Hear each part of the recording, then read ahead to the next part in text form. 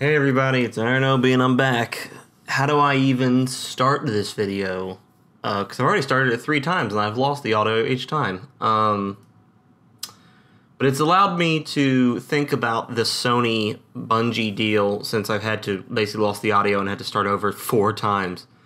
It's allowed me to kind of like condense my arguments and kind of my viewpoints. They haven't changed too much, but they've adapted, if that's the right word. And my main point of this video is to bring like to tell everybody like, ooh, this is a bad thing. But I just want to come at it with the point of someone or a player who has played Destiny since Destiny 1 beta on his Xbox. I am an Xbox player. And I remember the dark days of exclusive Hawkmoon and exclusive strikes and exclusive armor and exclusive exotics going to PlayStation and dividing up the player base, and everyone was like, well, there's more of a complete game over here and this game's missing things. I didn't like any of that. And that really, like, I don't, and then we had sort of the launch of D1, then we had the launch of D2, and it was just, I don't want to go back to those days of exclusive content for Sony. I mean, I'm sure we're going to at some point, maybe in the future. They had a statement, they made an FAQ where they specifically call out nothing in Witch Queen will be PlayStation exclusive, but that's very vague, so it's very, very probable that something will happen in the future. So maybe that argument is invalid. Maybe it won't be as serious as exotics and stuff like that, but who knows. That's really my own main point with that is I'm afraid that's where my fear comes from when it comes from, for Destiny, because I feel like we've broken away from that and I don't want to go back to it. And Bungie has this sort of flip-floppy mentality when it comes to we want to be owned and backed by a large corporation. Well, we want to break free. Well, we want to be owned by another large corporation. Well, we want to break free again. Well, we're going to be bought up by another organization. So, and maybe Bungie had no hand in this, and this was completely out. But it seems like at the end of the day, Bungie, maybe Destiny 2 is too ambitious for Bungie, and they needed somebody, and Sony was that person. Sony was the person who wanted to work with them. So maybe that's what that came to. But my biggest argument, not really an argument, just an observation, is that I've seen a lot of stuff on Twitter where people are saying things like, hey, Bungie being owned by Sony only means more money and resources for Destiny. I would argue that that is not the case, because if you look at Bungie and Destiny's history of launches and content, you'll actually see that even when they had large corporations and backing of money and manpower, some of their content was not that great, if not completely not well received by the community. And I'm going to just go through a little history buff here. So, launch of D1, we can just start with the main one. Launch of D1 was kind of critically panned as sort of like, is this finished? So, and that was made with, the whole launch of vanilla D1 was all made with Sony Activision money, believably. Maybe it was just Activision, but based on the deal, it was Sony Activision money. So that didn't do real well. And then 3 months later, we got Dark Below. And people like Dark, in the year of our Lord 2022, everyone, remembers Dark Below. Oh, I liked Dark Below. Dark Below was actually kind of an okay expansion. I didn't mind it that much. But back in the day when it launched, it was vilified. It was everyone's like, it's not as great as the it doesn't feel as good as end vanilla D1. Like, it just doesn't feel as good as the raid's not as good. This is an issue. That's not that great. As well as and then we have House of Wolves, which was a little better received. It wasn't a raid, it was different, and I think people come to like House of Wolves a little bit better, and this is going to be a recurring trend when it comes to Destiny launches, you'll see. But then Taken King came out, and that was kind of Bungie with their backs against the wall. A lot of that, at the time around Destiny, people were kind of like, I don't know, man, maybe Bungie can't do this. Like, maybe Bungie it's not possible for them to support a game like this. This might be just too much. And then they came out with Taken King, and that generally, saved, you could say saved the franchise, at least D1, saved the franchise and brought a lot of faith back into Bungie. A lot of people got like, this is great. This is exactly what we expect from Bungie. This is awesome. But Bungie's back was against the wall. They had to make this good. If they didn't make it good, then it's probably likely that Destiny was probably not going to get continued after that, and it would have just been dropped. And then we go on to, we had the delay, because we were like, are they going to do a D2? Are they not going to do a D2? And then we had Rise of Iron. Rise of Iron was good, but that expansion took a year. I like Rise of Iron because I'm a big Iron Lord motif fan. Like, I really love the Iron Lord look, so that really gets to me. So that's one of my more personal favorites. But then we go to the launch of D2, which was still Activision Sony money. And the launch of D2 was about as badly received as the launch of D1 was. If not worse, because everyone was like, they didn't learn anything from the entirety of making Destiny 1 and its DLCs, that they just forgot about it all when they made Destiny 2.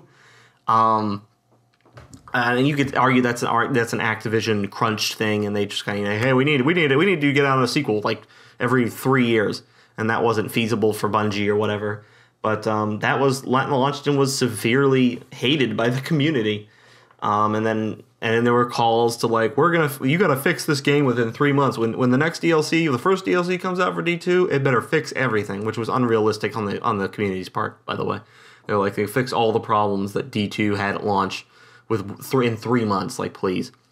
But then we get to 3 months after D2 launch, and Curse of Osiris, generally considered by the community at large to be the worst Bungie Destiny DLC ever. It was, and I'll remind you how big it was. It was the smallest patrol location in Destiny 2 with 1 lost sector, maybe 2, if I can remember correctly, and 1 public event. And that's it. 2 strikes, maybe 1 strike. At least the boss was more interesting than Crota. Remember in Crota, the final boss fight for Crota was a rock with his face in it? Meanwhile, it's my phone. And meanwhile, at least at the end of Curse of Osiris, he fought like a giant Hydra or something. Like, at least that was kind of cool. But generally, that DLC was kind of panned from the community. And then we went forward with Warmind. And Warmind was kind of in the same vein as House of Wolves. It was better than Curse of Osiris by the community standards, but it still wasn't, quite there. It was better, though. And then again, we were in a similar situation with Taken King, where Bungie and D2 had their backs against the wall, and they needed the next game to be they needed the next DLC to be a banger. They needed the next big Taken King, really. And again, they did it. Forsaken launched. It was generally well received by everybody, and everyone's like, this is it. This saved Destiny 2. But I can't do this a third time. As a Destiny player, I can't have Bungie going like, okay, because so far we don't know what Sony's plans are for Bungie, but those things can radically change. Bungie says a lot of things right now in their FAQ, like, hey, we're retaining control, we're always going to be in charge. Literally nothing's changing, but we're just getting money from Sony. It's like, okay, so Sony's paying you money to not interfere. Like, I don't know. I just don't believe that. So I believe Sony's going to want something in some way. Either that's a D3 launch, and if we do it, I just can't do this, man. I can't go back a third time to Bungie making just mistakes, because as far as I can tell, more money and more manpower for Bungie does not mean a better game, and everyone assumes that's what that means. Like, oh, the game would be bigger and better. No. If you actually look at it, we get some of the least amount of content when Bungie seems to be not kind of with their backs against the wall. When Bungie seems to have safety and security, they don't take chances. They play it kind of relatively safe and relatively small.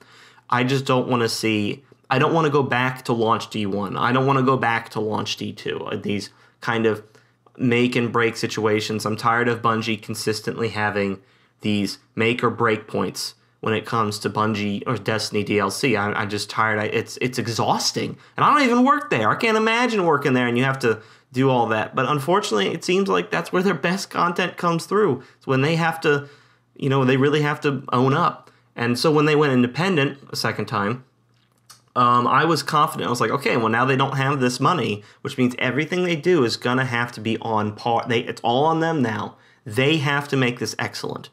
And clearly, with Shadowkeep and Beyond Light, and you can just see the cracks. If you do anything in Destiny, you can start seeing the cracks. Like, if you play Gambit, moats have been falling under the maps of Gambit for I don't know how long. It's just always been an issue, and Bungie seems to have no care to fix it. So either Destiny 2 is just too big of a game for Bungie as a studio to even fathom doing by themselves, so they have to go independent. Like, that's just something they had to do, and then they have to get bought up. Like, they physically can't do it alone. They need a huge amount of capital to apparently do this, because they have, weird stuff like basic things getting messed up, like in the weekly challenges for the season pass.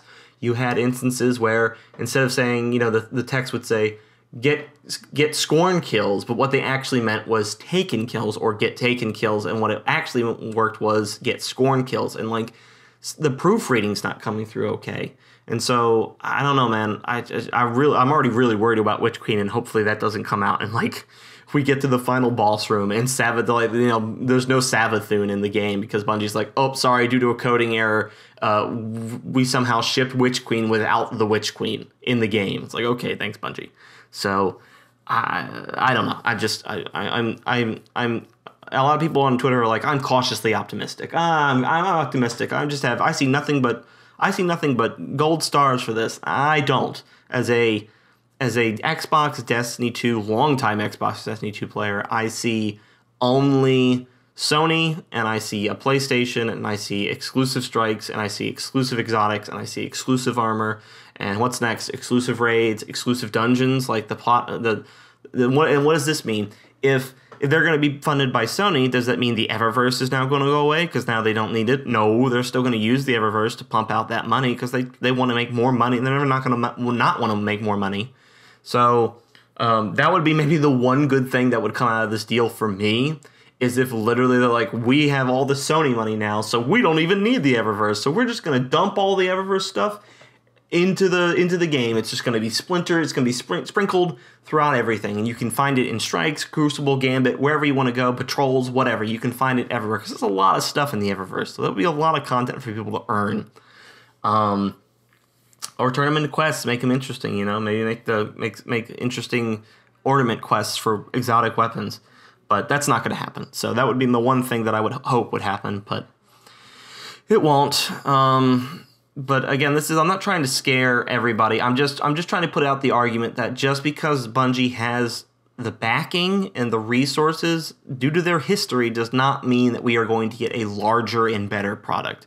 So I'm just trying to brace you for the unfortunate might be the realization that doesn't mean that. More money doesn't mean better game.